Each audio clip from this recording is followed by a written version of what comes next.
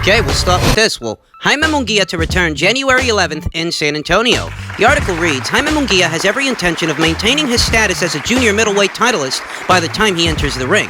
Whether or not the title will be at stake for that very assignment isn't quite as clear.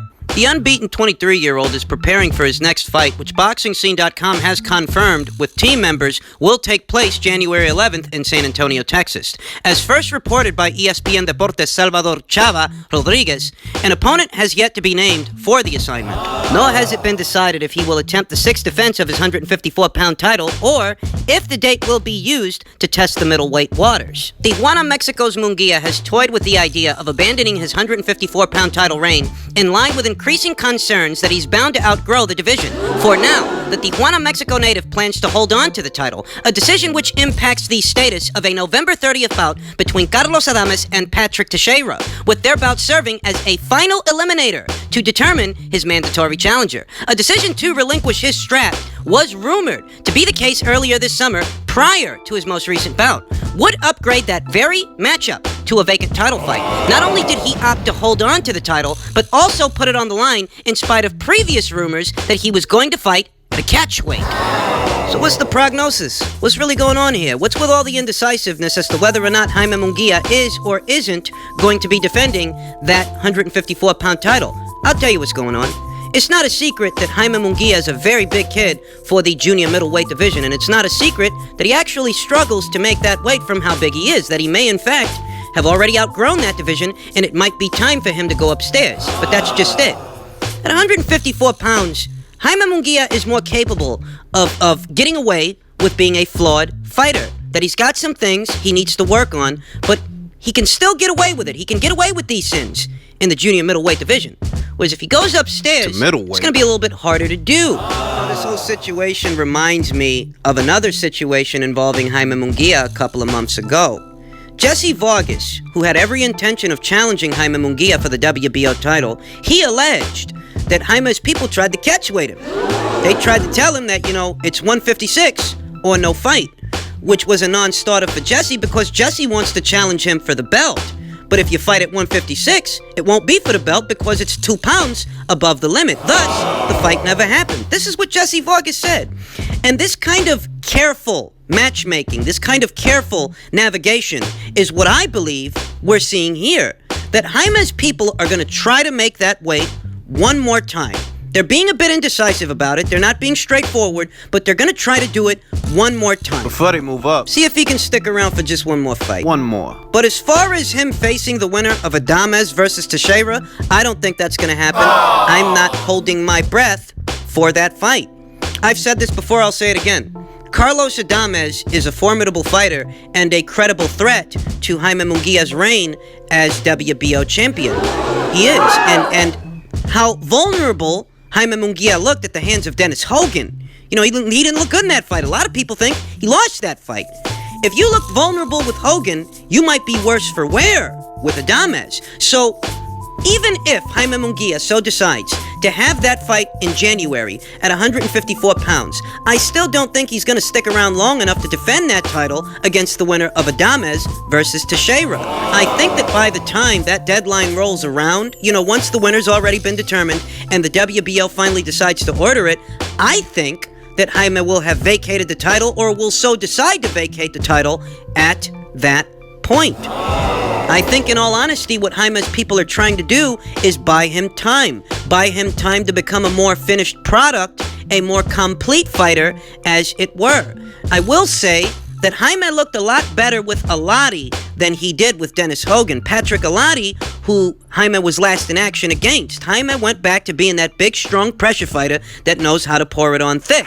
Whereas against Dennis Hogan, he did look worse for wear.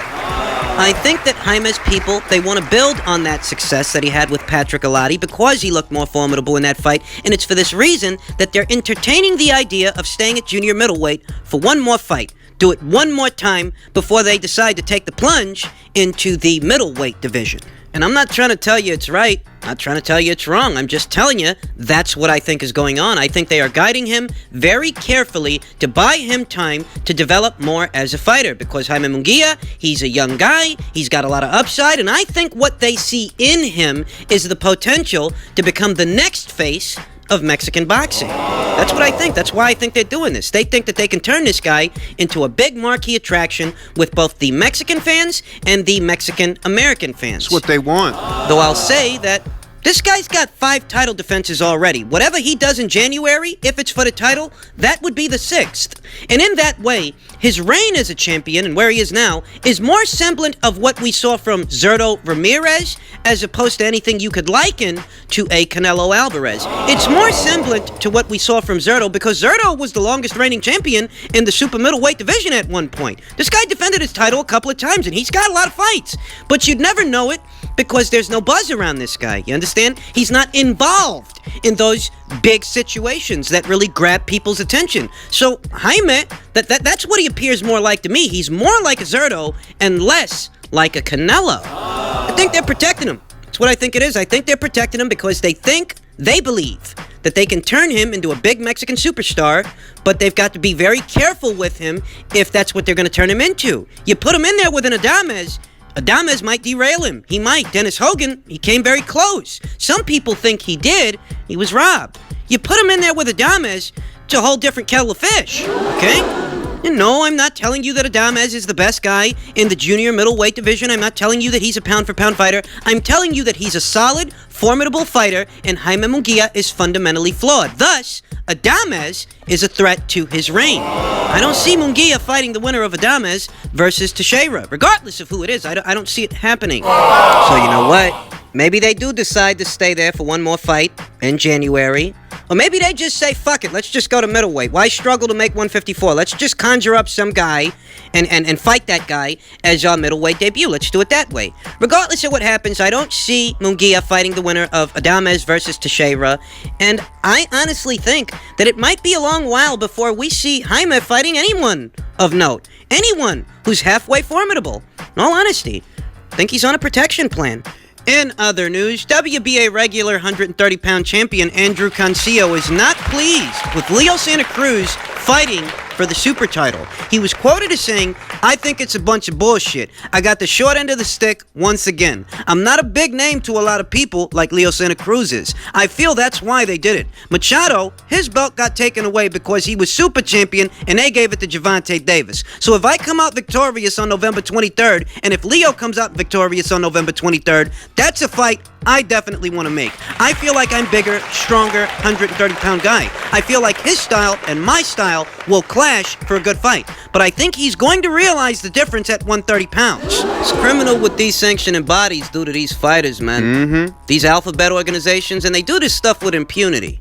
I mean, rightfully, by all rights, Andrew Cancio should have been elevated to full champion status immediately after Gervonta Davis vacated the WBA's 130-pound title. That's how it should have went down. Hell, Gervonta Davis should have never had the goddamn thing in the first place. But better still, he had it, he vacated it, and the right thing to have done in that situation would have been to elevate Cancio to full champion status. But what does the WBA do? They keep the title vacant long enough that now Leo Santa Cruz will get the chance to fight for it. The ideal situation would have been that Andrew Cancio is elevated to full champion and Leo Santa Cruz is thereby made his mandatory challenger upon moving up, it being that Leo also held a version of the WBA title at 126. You want to do things the right way, that's the way you do them. But these sanctioning bodies, like the WBA, they're fully aware of the politics of boxing just as much as me and you are, and they know that Leo Santa Cruz is a PBC fighter. He's a PBC fighter, and Andrew Cancio is a Golden Boy fighter. Different fighters that fight on different platforms that are not likely to fight each other, even if you order them to do so. But in that situation, who's got the right of way, you know? And I'd have to say that in that situation, Cancio's the more proven fighter. 130. Cancio is a titleist of some kind at 130 pounds, so he should get the benefit of the doubt. He should be full champion. And if Leo doesn't want to fight him for one reason or another, because of the politics of boxing, because he's a golden boy, whatever.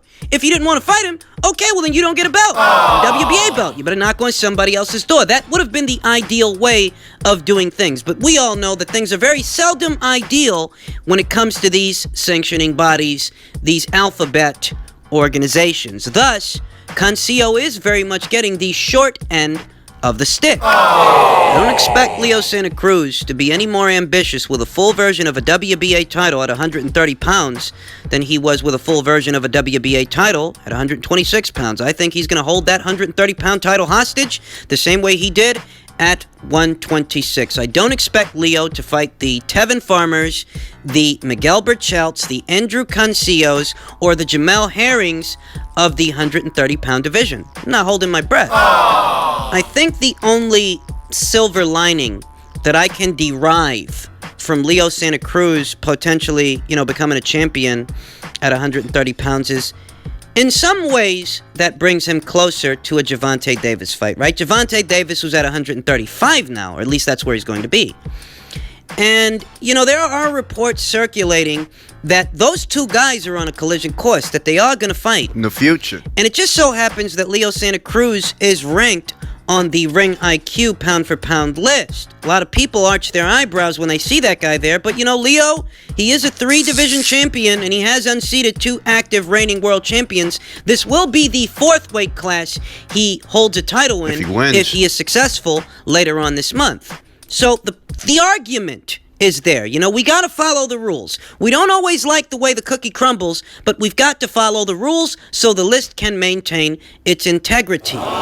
And back to, the point that I was alluding to, that the silver lining in regards to Leo Santa Cruz fighting Gervonta Davis is that, based on the rules that govern the list, no fighter coming right off a loss can maintain a spot on the list. That's been a rule from the very beginning, that if a guy takes a loss, we don't know what condition he's going to be in thereafter, so he must get himself back in the winner's bracket to occupy a spot on the list, because right off a loss, we don't know that you're still a pound-for-pound fighter. We don't know that you can still compete at the elite level. So let's say that Leo Santa Cruz goes up there to 35 to challenge Gervonta Davis for what could be his baby belt there, because he's not going to hold the full version of the title. Loma's got it. But let's say that he goes up there and he challenges Gervonta Davis and Gervonta beats him. Well, that would effectively bump Leo off the list. But hold your horses. Because normally, in beating a pound-for-pound fighter, based on the rules that govern this list, in beating a pound-for-pound fighter, well, that affords you the opportunity to become one yourself. But in the case of Gervonta Davis, if he were to beat Leo Santa Cruz, who is ranked as a pound-for-pound fighter on this list, if he were to beat him, Gervonta's not in possession of a full world title. And one of the requisites of the Ring IQ pound-for-pound list is you must be holding the full version of a title. The version of a title that can be unified with that of another organization's. Well, that baby belt that Davis is about to fight Gamboa for, it's not a full version of a title. Vasyl Lomachenko has the full version of the WBA title. So the way it breaks down, if Leo Santa Cruz ends up fighting Gervonta Davis and he loses the fight, Leo gets bumped off and Davis won't get a spot because Davis is not the full-fledged WBA champion, or he won't be in the 135-pound division, not unless he so decides to fight Loma and by some chance beats him, which isn't likely to happen in the near future, but that's another story. And this is all happening within the guidelines, the parameters, the governing criteria that structures the Ring IQ pound-for-pound list. I have to abide by these rules, folks. I don't always like it, but I have to abide by them. I have to. But based on these rules, that's the way the cookie would crumble if Leo loses to Gervonta. And then someone more deserving, at least in my opinion, would thereby be eligible to occupy a spot. It could be the unified light heavyweight champion Artur Beterbiev, who's in possession of 2 world titles. It could be Errol Spence, who's beaten 2 world champions and is also in possession of 2 world titles. It could be J-Rock, Julian Williams, who traveled to Jarrett Hurd's backyard. Jarrett Hurd, who was the undefeated unified champion in the junior middleweight division. It could be him that occupies that number 10 spot. Could be Daniel Roman. He's also a unified champion. But essentially, any one of these guys could end up in the number 10 spot if Leo loses to Gervonta Davis. And that's a fight that's being reported on. That's a fight that's actually likely to happen. I think the PBC means to bill it as a pay-per-view, though I don't know how much interest there actually is in charging $75 for a fight like that. That's not a fight that people are asking Davis to have.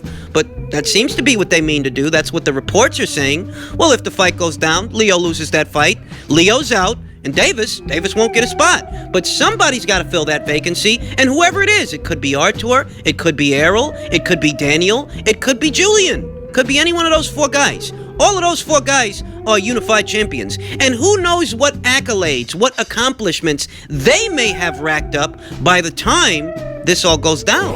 And I think that this would be a fitting end to Leo Santa Cruz's run on what is the Ring IQ pound-for-pound list, because we can see that this guy, he's not a particularly ambitious guy. I mean, he's just not. You know, he could have fought Gary Russell. He could have unified those titles. There was plenty of time, plenty of opportunity to have a fight like that, and that would continue to legitimize his claim as some kind of pound-for-pound fighter. But he chose not to do that. You're more content fighting the likes of a Miguel Flores for a vacant title instead of unifying it with a world champion like Gary Russell. I mean, I don't expect Leo Santa Cruz to show any more ambition as a legacy fighter at 130 than he did at 126. It's been years since this guy actually fought somebody with a pulse. But, you know, based on the governing criteria that structures the list, Leo did have a legitimate claim to occupy a spot. The rules are the rules. In spite of that lack of ambition, he could very well lose that spot if he fights Gervonta Davis. And it's a fitting end to Leo's run on this list, because I've been waiting for this guy to get bumped off.